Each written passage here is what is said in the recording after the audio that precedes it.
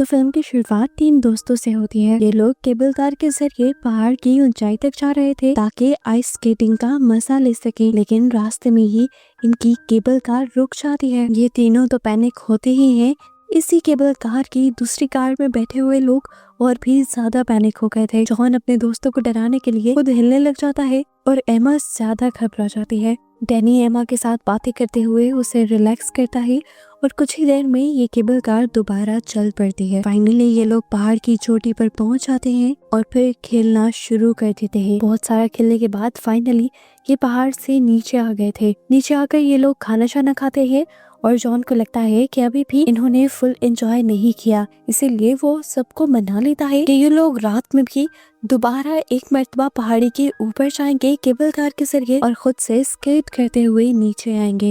ये लोग जैसे ही टिकट काउंटर पर जाते हैं तो इन्हें पता चलता है कि रिसोर्ट बंद होने का टाइम हो चुका है, लेकिन इन्हें तो जैसे जिद हो गई थी कि आज ही इन्हें केबल कार के जरिए पहाड़ के ऊपर जाना है।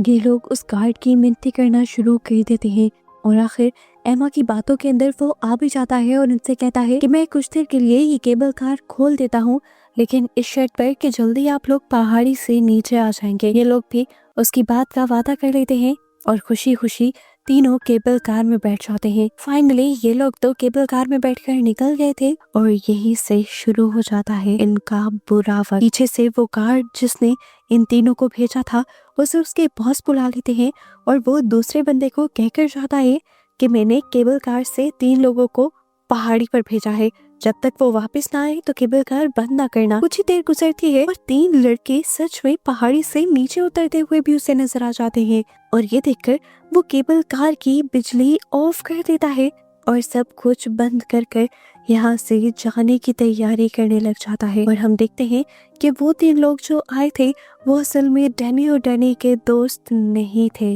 डैनी और डैनी के दोस्त तो आधे ही रास्ते में केबल कार में बहुत ऊंचाई पर अब फंस चुके थे। पहले तो इन्हें लगा कि जरूर ये मशीन का कोई मसला होगा, जैसे सुबह भी हुआ था, लेकिन फिर कई घंटों के इंतजार के बावजूद भी जब मशीन नहीं चलती तो ये समझ जाते हैं कि ये लोग यहाँ पर फंस चुके हैं। ऊपर ठंड बहुत ज्यादा थी और बर्फानी तूफान भी आना शुरू हो चुका था। मसला सबसे बड़ा ये था कि पहाड़ की इतनी ऊंचाई पर कोई नेटवर्क नहीं था कि किसी को कॉल करके मदद के लिए बुला सके। नीचे से अब पूरा शहर अंधेरों में डूब गया था। इनका डर अब और भी ज्यादा बढ़ने लग जाता है और तूफान भी शिद्दत पकड़ लेता है।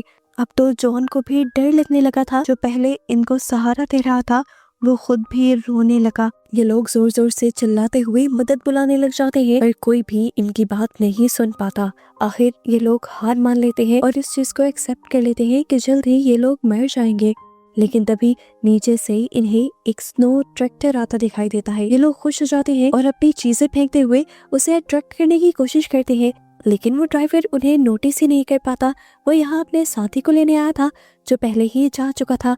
आखिर ट्रक पे यहाँ से चला जाता है और इनकी ये उम्मीद भी खत्म हो जाती है। तूफान तो रुक चुका था लेकिन अब ठंड काफी बढ़ गई थी। सांस लेना भी यहाँ पर इनके लिए बहुत ज्यादा मुश्किल हो रहा था। और तभी डैनी को एक और बात याद आती है कि इनको पता चला था कि आने वाले 2-3 दिन तक अब ये रिसोर्ट नहीं खुलेगा, आने वाले कुछ तूफानों की वजह से।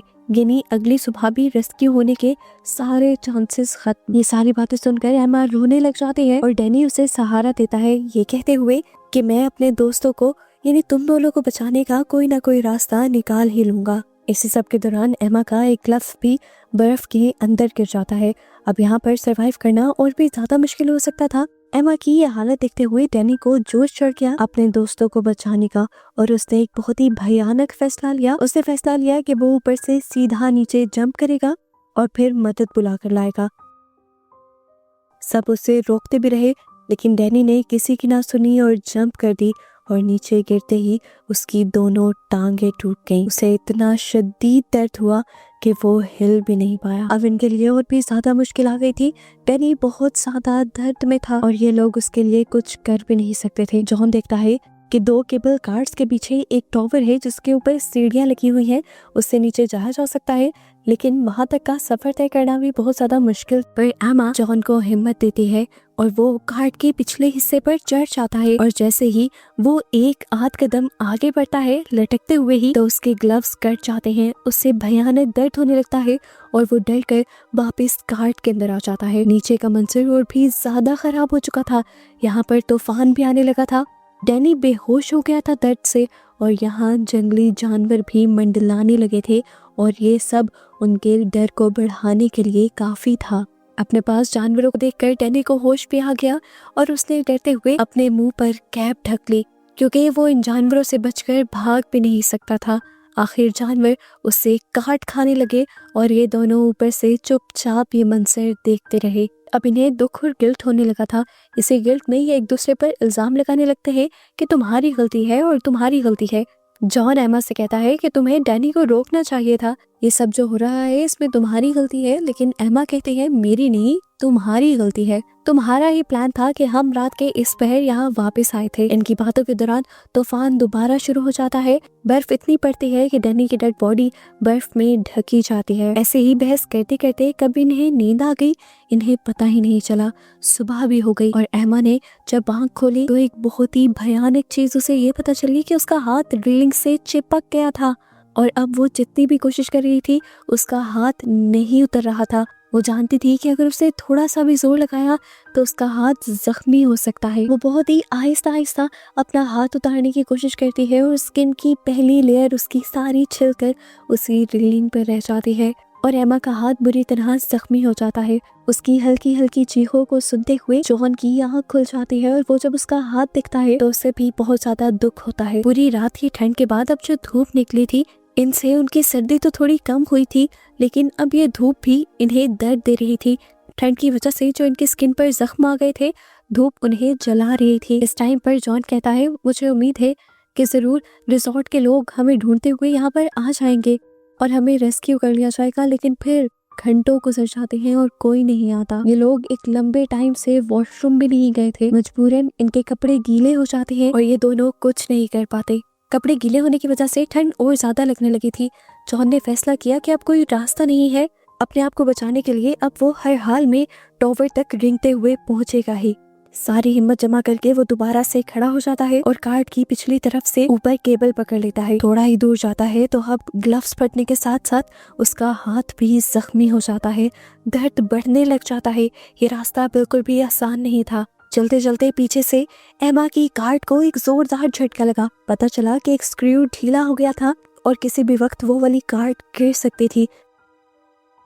अब जॉन पीछे भी नहीं जा सकता था क्योंकि एमा की जान खतरे में पड़ जाती।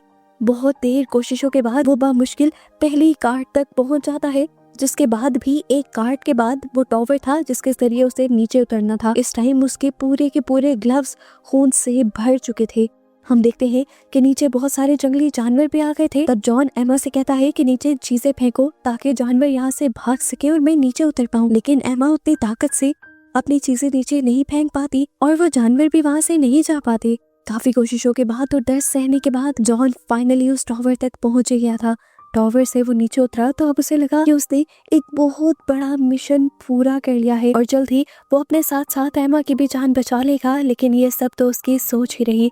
उसके नीचे उतरते ही बहुत सारे जंगली जानवर उसके पीछे आ गए। अपनी जान बचाने के लिए वो आगे आगे भागने लगा, लेकिन जानवर फिर भी उसके पीछे थे। शाम से रात हो गई। जॉन का कुछ पता नहीं चला। वो कहाँ था, कैसा था, जिंदा भी था या नहीं, कुछ नहीं दिखाया गया और एमा दोबारा से सो गई। अगली सुबह जब एमा की आंख खुली तो उसने देखा कि अभी भी जॉन नहीं आया था। अब तो इंतहा हो गई थी। खाए पिए भी उसे 2 दिन हो गए थे। अब अगर वो यहाँ रुकती तो मर जाती। उसने फैसला किया कि बैठे बैठे मरने से अच्छा है कि कोशिश कर कर हार मानी जाए, कम से कम वहाँ पर बचने के तो कुछ चांसेस होंगे। फाइनली वो अपनी कार्ट से जंप कर देती है और कार्ट भी आकर उसी के पांव पर गिर जाती है। लेकिन वो अब अपने दर्द को भी सहते हुए इस इलाके से बाहर निकलने की कोशिश करती है। वो अपने आप को घसीट घसीट कर आगे बढ़ा रही थी और रास्ते में उसने देखा कि बर्फ पर ऐसे निशान थे कि जैसे किसी को घसीटते हुए यहाँ से ले जाया गया हो। वो समझ गई कि यहाँ पर इंसान जॉन ही था और जानवरों ने जॉन को ही घसीटा होगा और चीर फाड़ कर मार दिया होगा। वो आगे बढ़ी तो उसका भी सामना एक जंगली भेड़िए से हो गया। उसे लगा कि अब वो मर जाएगी। भेड़िए के मुंह पर खून के निशान थे, जिससे ये बात कंफर्म हो गई कि भेड़िए ने उसके दोस्त को खा लिया था। भेड़िया उसे कुछ भी नहीं कहता क्योंकि उसका तो पेट पहले से ही भर चुका था। इस तरह एमा उससे बच जाती है और अपने आप को घसीटते घसीटते सड़क के किनारे तक पहुंच जाती है। यहाँ पर भी दूर दूर तक किसी के आने का नामो निशान नहीं था। लेकिन फिर एमा की किस्मत चली। एक आदमी अपनी गाड़ी लिए यहाँ आया और उसने सड़क के किनारे पड़ी एमा को नोटिस कर लिया और यहाँ से फाइनली एमा रेस्क्यू कर ली गई। ये ट्रिप उसे कभी नहीं भूलने वाला था क्योंकि इस ट्रिप में उसने 2 अपने लोगों को खो दिया था। और ऐसे ही इस तरह सिर्फ अकेली बची एमा को ही दिखाते हुए ये मूवी यहाँ खत्म हो जाती है।